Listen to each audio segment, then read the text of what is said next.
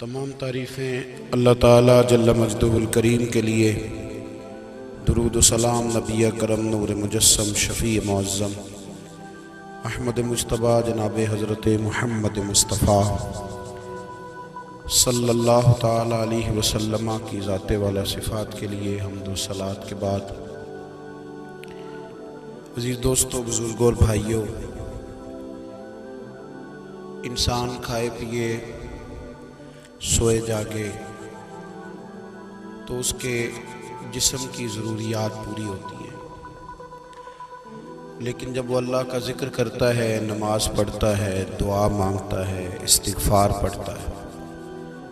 درود و سلام کے گجرے پیش کرتا ہے، تو پھر اس کی روحانی ضروریات پوری ہوتی ہیں۔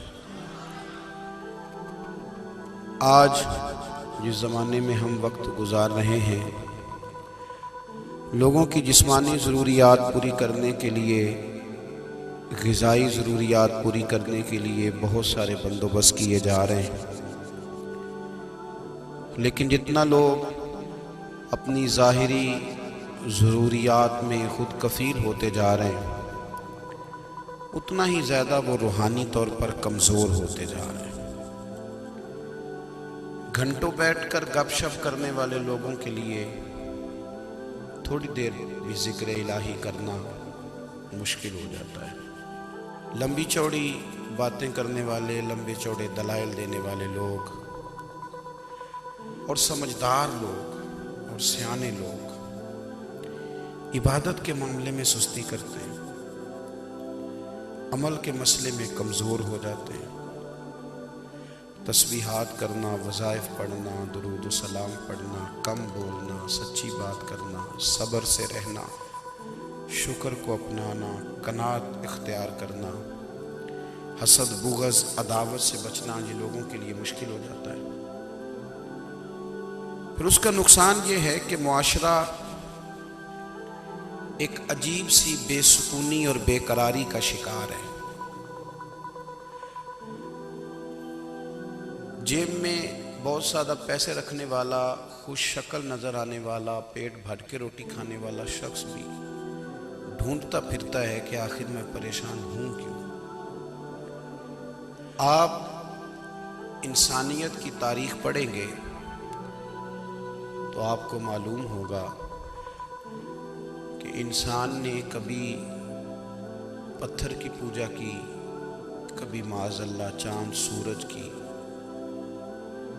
درختوں کی، بتوں کی پوجا کی۔ معاذ اللہ یہ غلط ڈائریکشن پہ تو چڑھ گیا، لیکن ایسا نہیں ہے کہ کوئی بندہ دنیا میں آیا ہو اور کسی کی اس نے عبادت نہ کی ہو۔ اس لیے کہ اللہ تبارک و تعالیٰ نے جس طرح ہمارے جسم میں کھانے کی طلب رکھی ہے، پینے کی طلب رکھی ہے، سونے کی طلب رکھی ہے، اسی طرح اللہ تعالیٰ نے عبادت کے لیے طلب رکھی ہے جسم میں۔ یہ تو ہوا کہ انسان گمراہ ہو گیا، غلط رستوں پہ چل نکلا، اس نے جھوٹے معبودوں کی طرف معاذ اللہ توجہ کر لی، لیکن وہ کسی نہ کسی کے سامنے جھکتا رہا، چونکہ اس کے وجود میں طلب تھی، شوق تھا اسے کہ وہ عبادت کرے۔ اللہ تبارک و تعالیٰ جب مسلمان کو توفیق دے اور اللہ کی بارگاہ کی جانب وہ رجوع کرے، تو پھر اس کا رویہ یہ ہونا چاہیے کہ اس کی توجہ ہو اللہ کی جانب۔ ہمارے ہاں تسبیحات پڑھ لی جاتی ہیں اگر کبھی موقع ملے، لیکن وہ خاص انہماک، وہ خاص شوق، وہ خاص ذوق اللہ تبارک و تعالیٰ کی عبادت کا، ایک ہوتا ہے نماز پڑھنا، ایک ہوتا ہے اہتمام کے ساتھ نماز پڑھنا، یعنی ذرا وقت پہ اٹھنا، ذرا صحیح کر کے وضو کرنا، ذرا شوق سے مصلی بچھانا۔ ایک ہوتا ہے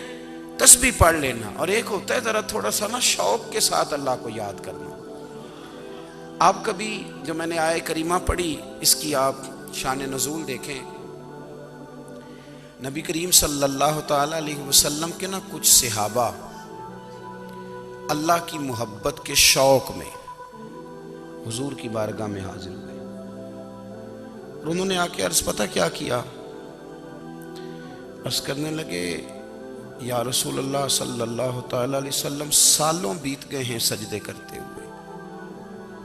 حضور سالوں بیت گئے ہیں تسبیح پڑھتے ہوئے، سالوں بیت گئے کہتے ہوئے کہ سبحان اللہ وہ پاک ہے، ہمیں سالوں بیت گئے یہ کہتے ہوئے کہ اللہ اکبر وہی سب سے بڑا ہے، سالوں بیت گئے کہتے ہوئے کہ الحمدللہ ساری تعریفیں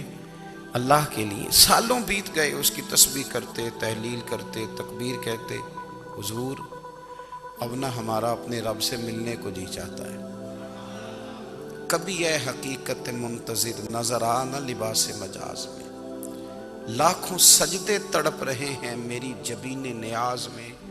اور اقبال کہنے لگے کہ تیرے عشق کی انتہا چاہتا ہوں، تو میری سادگی دیکھ کیا چاہتا ہوں،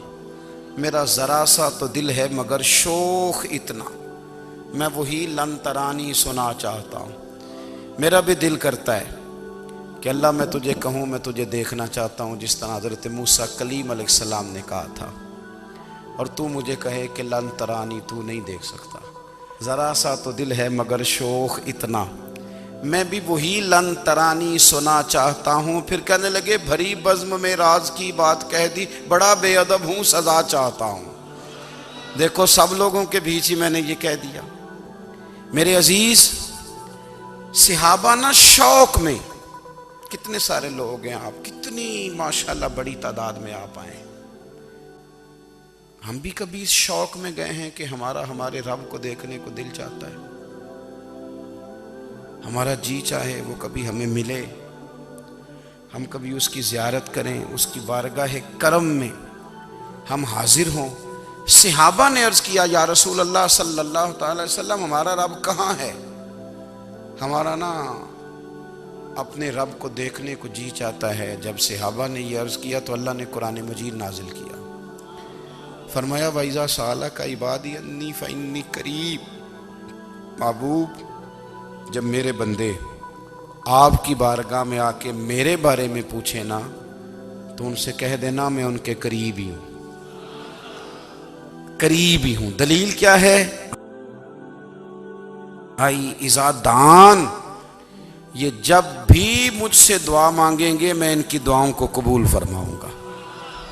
میں ان کے قریب ہوں، میں ان کے قریب ہوں، یہ جب بھی دعا مانگیں گے نا میں قبول کروں گا، میں ان کے قریب ہوں۔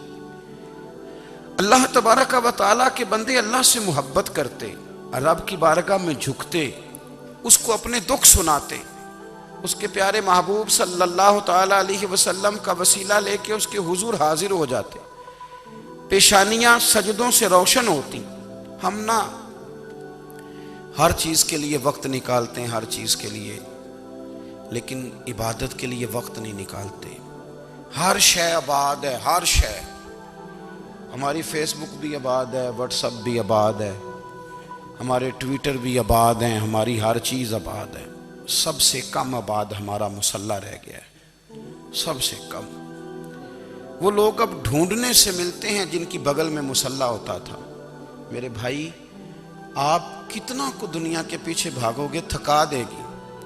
کتنا دولت کے پیچھے بھاگو گے تھکا دے گی۔ آپ جب اپنی زندگی میں جمع تفریق کرو گے نا تو مرتے وقت احساس ہوگا کہ سارا کچھ تو لوگوں کے لیے کیا، اپنے لیے تو کر ہی کچھ نہیں سکے۔ اور ہم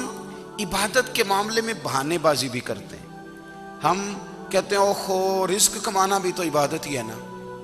تو میں حلال روزی کے لیے جا رہا ہوں یہ بھی تو عبادت ہے نا۔ میری طرح کے لوگ کہہ دیتے ہیں کہ میں سویرے اٹھ کے مدرسے میں کچھ اسباق دیکھتا ہوں تو یہ بھی تو عبادت ہے، میں بیان کرنے کے لیے مطالعہ کرتا ہوں تو یہ بھی تو عبادت ہے نا، اتنے لمبے سفر کر کے ملک میں دنیا میں گھومتا ہوں تو یہ بھی تو میں عبادت ہی کر رہا ہوں۔ اب اسپیشل نفلوں کے لیے وقت کس طرح نکلے، اسپیشل کر کے تسبیح میں کیسے چلاؤں، میں سارا کچھ ہم بہانے بنا لیتے ہیں نا۔ میرا سوال یہ ہے کہ یہ ساری باتیں صحابہ کو، نبی کریم کو، دیگر لوگوں کو بھی تو پتہ تھی نا،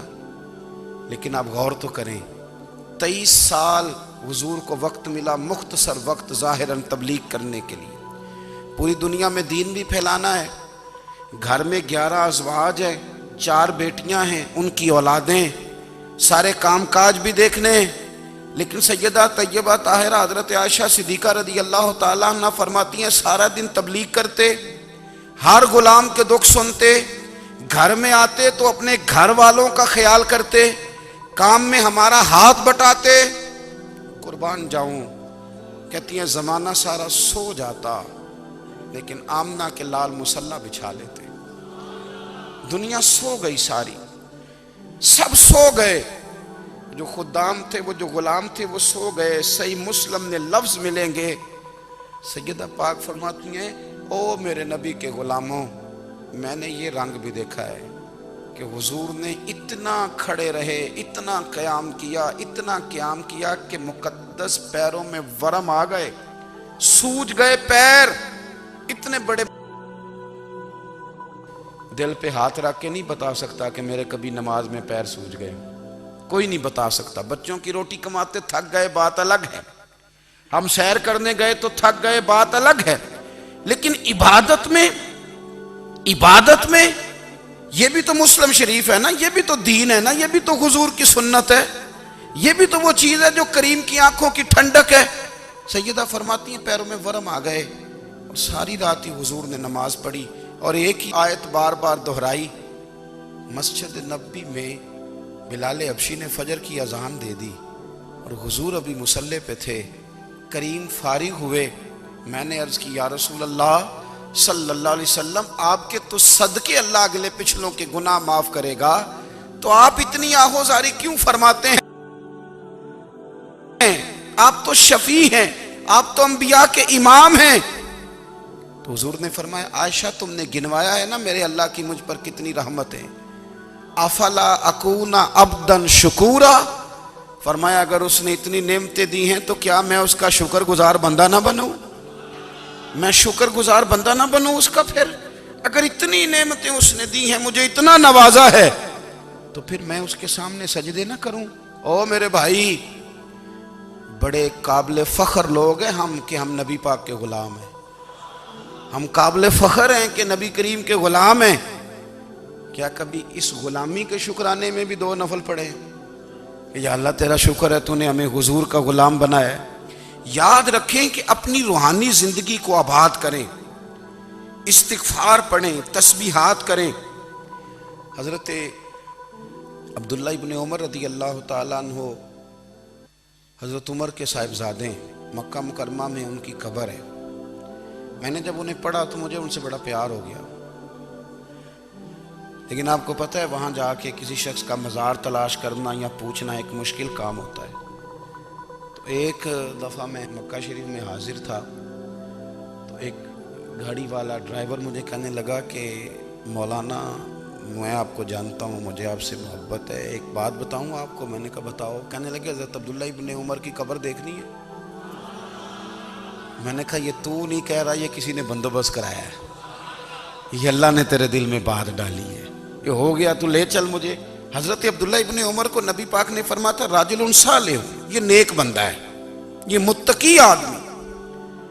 حضرت عبداللہ ابن عمر رضی اللہ تعالیٰ عنہ سیدنا فاروق اعظم رضی اللہ تعالیٰ عنہ کے صاحبزادے ہیں، اور ان کی ہمشیرہ سیدہ حفصہ رضی اللہ تعالیٰ عنہ حضور کی زوجہ محترمہ۔ ایک دن اپنی ہمشیرہ سے کہنے لگے کہ نبی کریم صلی اللہ تعالیٰ علیہ وسلم گھر میں آئے نا، اور اگر حضور غم امت میں پریشان نہ ہوں، طبیعت کو حشاش بشاش دیکھو، تو ذرا پوچھنا تو صحیح حضور کا میرے بارے میں کیا خیال ہے، پوچھنا تو صحیح کہ کریم کی بارگاہ میں میرا کیا مقام ہے، میرے بارے میں حضور کیا فرماتے ہیں۔ اب بہن کو کام بتائے، اور بتائے بھی بھائی، اور پھر بہن وہ کام نہ کرے، یہ تاریخ میں ہوتا نہیں۔ حضرت عمر فاروق رضی اللہ تعالیٰ عنہ کی صاحبزادی ام المومنین رضی اللہ تعالیٰ عنہ فرماتی ہیں کہ میں تو بس منتظر تھی، انہوں نے تو کہا تھا نا کہ اگر تم حشاش بشاش دیکھو تو بات کرنا، لیکن حضور تشریف لائے، میری باری تھی، میرے گھر تشریف لائے، کھانا پیش کیا تو فوراً میں نے عرض کی حضور ایک بات پوچھنی تھی۔ تو حضور نے فرمایا پوچھئے۔ میں نے عرض کی حضور میرے بھائی عبداللہ ابن عمر کے بارے میں آپ کا کیا خیال ہے؟ نوجوانوں میری بات پہ غور کرنا، میرے بھائی کے بارے میں آپ کا کیا خیال ہے؟ تو نبی کریم صلی اللہ تعالیٰ علیہ وآلہ وسلم نے میری طرف دیکھا، اور پھر حضور زیر لب تھوڑا مسکرائے، اور بریلی کے امام کہتے ہیں کہ حضور مسکرا دیتے تھے نا تو جو بڑا دکھی ہوتا تھا وہ بھی ہنس پڑتا تھا۔ اب سوال پیدا ہوتا تھا کہ پھر تو اس مسکراہٹ کے لیے انتظار کرنا پڑتا ہوگا کئی کئی مہینے کہ حضور مسکرائیں تو رونے والے ہنسیں، تو اعلیٰ حضرت فرماتے نہیں، انتظار نہیں کرنا پڑتا، یہ مسکراتے رہنا تو حضور کی عادت ہے۔ جس کی تسکین سے روتے ہوئے ہنس پڑے اس تبسم کی عادت پہ لاکھوں سلام۔ یعنی یہ تو عادت ہے حضور کی مسکراتے رہنا، اس کے لیے انتظار نہیں کرنا پڑتا۔ بھائیو آپ خیال رکھیں گے، غور کریں گے، حضرت عبداللہ ابن عمر رضی اللہ تعالیٰ عنہ کے بارے میں پوچھا تو سیدہ فرماتی ہیں کہ نبی کریم صلی اللہ تعالیٰ علیہ وسلم نہ زیر لب مسکرائے اور فرمایا حفصہ تیرا بھائی ہے تو اچھا، لیکن میں نے سنا ہے کہ عشاء کی نماز پڑھتا ہے تو فجر تک سویا ہی رہتا ہے۔ او نوجوانوں، 10 بجے تک سونے کی بات نہیں ہوئی، 9 بجے تک سونے کی بات نہیں ہوئی، 11 بجے اٹھنے کی بات نہیں۔ حضور فرمانے لگے میں نے سنا ہے کہ عشاء کی نماز پڑھ کے سو جاتا ہے اور فجر تک سویا ہی رہتا ہے، اسے چاہیے کہ تہجد کے وقت اٹھا کرے، اللہ کی بارگاہ میں حاضر ہوا کرے، آہوزاری کرے، سجدے کرے، عبادت کرے، اٹھتا ہے اور فجر میں جا کے اٹھتا ہے۔ حضرت جناب حفصہ رضی اللہ تعالیٰ عنہ کہتی ہے میں نے جناب عبداللہ ابن عمر کو پیغام دیا اور میں نے کہا میرے جوان بھائی سن، نبی پاک نے فرمایا ہے تو اچھا پر تہجد میں نہیں اٹھتا، نفل نہیں پڑھتا۔ او میری ملت کے جوانوں، مزہ نہیں آ جاتا جب ساری دنیا سوئی ہو، ساری دنیا، اور بستر بھی گرم ہو اور نیند بھی پورا غلبہ کر رہی ہو، اور اچانک گھنٹی بجے دماغ میں، آنکھ کھلے، گھڑی پہ نظر پڑے، 3:30 4 بجے کا پیغام گھڑی بتائے، اور کوئی چڑھتی جوانی والا اٹھ کے وضو کرے، اور جب وہ مصلی کھول کے بچھائے تو مدینے والے محبوب کہتے ہیں کہ ہر نماز پہ رب ثواب دیتا ہے، اور جو اٹھ کے تہجد کی نماز پڑھے اسے دیکھ کے تو رب مسکراتا ہے، جو اس کی شان کے لائق ہے، جو اس کی شان کے لائق، وہ مسکراتا ہے، خوش ہوتا ہے کہ میرا بندہ تہجد میں اٹھ گیا، وہ مسکراتا ہے۔ کاش ہماری صبحیں کبھی اپنے مالک کے نام ہو جائیں، کاش کے صبح۔ حضرت ابو الحسن رحمۃ اللہ تعالیٰ علیہ حضرت معاذ ابن جبل رضی اللہ تعالیٰ عنہ کے پاس بیٹھا کرتے تھے، فرماتے ہیں ان سے جو پیار بڑھا تو پھر میرا مصلی سے بھی بڑھ گیا۔ تابعی ہیں، فرماتے ہیں صحابی رسول سے محبت ہوئی تو ذکر سے بھی ہو گئی، پھر درود شریف سے بھی ہو گئی، محبت ان سے بڑھی تو پھر اللہ نے مسجد کا پیار بھی بڑھا دیا۔ آپ فرماتے ہیں کہ میری ہر وقت طبیعت چاہتی تھی کہ بس اللہ اللہ کروں، بس اللہ اللہ کروں، بس نہ میں ذرا تھوڑی جان چھڑاؤں لوگوں سے، کوئی 10 منٹ ملے تو میں کوئی 4 نفل پڑھ لوں، میں تھوڑا سا نہ بچوں لوگوں سے، اور مجھے تسبیح ملے تو میں نہ کوئی 400-500 دفعہ استغفار پڑھوں، سبحان اللہ، الحمدللہ، اللہ اکبر، لا حول ولا قوت الا باللہ، میں نہ تسبیحات پڑھوں۔ فرماتے ہیں کہ بچے تھے گھر میں 6-7، غربت تھی، کام ملتا کوئی نہیں تھا، اور میں کام چور نہیں تھا، کام ڈھونڈتا تھا، پر اللہ کی قدرت کے کام نہیں ملتا تھا۔ فرماتے ہیں کہ میں نے ایک دن اپنی اہلیہ سے کہا کہ آج میں پھر جاتا ہوں کام ڈھونڈنے، تو میری بیوی بڑی فرما بردار تھی، پر اس دن نہ غربت کے ہاتھوں تنگ آ کے کہنے لگی آج نانا کوئی تو چیز لے کے آیا، تو مجھ سے بچوں کی بھوک نہیں دیکھی جاتی، یہ سب روگاں دا روگ محمد جس دا نام غریبی، کنڈ بلا کے لنگ جاندے نہیں دوست یار قریبی، آج نہ کچھ لے کے آیا تو میں بچے لے کے میکے چلی جاؤں گی۔ شیخ فرماتے ہیں کہ میں بڑا پریشان گھر سے نکلا، پر میں نے صبح سے لے کے زور تک کام ڈھونڈا، کام ملا کوئی نہیں، تو میرے دل میں خیال آیا چلو کام نہیں ملتا تو اللہ اللہ تو کرے نا، چلو بندوں کی مزدوری نہیں ملتی تو رب کریم کی عبادت ہی کرتے ہیں۔ فرماتے ہیں کہ میں نے نا فرات کے پانی سے وضو کیا، نہر کے، شدید دھوپ تھی، ساتھ ریت تھی اور ریت تپ رہی تھی، میں نے اپنا رومال وہیں مصلی کے طور پر بچھا لیا، اور فرماتے ہیں کہ زور سے لے کر عصر تک نماز پڑھی، دھوپ بھی پورے زور پہ، پر میرے سجدے کا ذوق بھی پورے زور پہ۔ فرماتے ہیں سورج بھی چمک رہا ہے اور رب کی عبادت کا ذوق بھی پورے زور پہ، میں سجدہ کروں تو پھر میرا اٹھانے کو جی نہ چاہے، میرے استاد لکھا کرتے تھے، یہ ان کا شعر ہے، وہ کہا کرتے تھے مجھے